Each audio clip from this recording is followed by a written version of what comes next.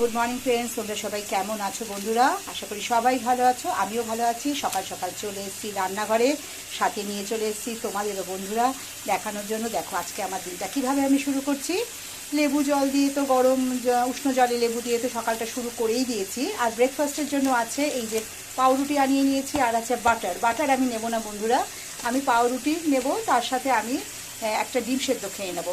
আমি পাউরুটিটা একটু কড়া করে টোস্ট করে দেবো, আমি ব্রাউন ব্রেড একটু টোস্ট করেই তারপরে খাই বন্ধুরা। বাটারটা আমার জন্য না, বাড়ির আর সবার জন্য। আর এখানে আছে ডিম সেদ্ধ, আর এসে গেছে চিংড়ি মাছ। আর যেটা হচ্ছে বন্ধুরা, এই দেখো চিকেন কষা চলছে, আর এখানে হয়ে গেছে ভাত।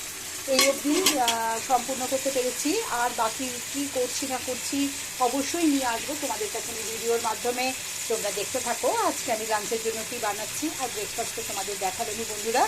এই আপাতত আমার এখন অবধি হয়েছে। তোমরা কে কী করছো আমাকে কিন্তু অবশ্যই জানিও। তোমরা সবাই ভালো থেকো, সুস্থ থেকো।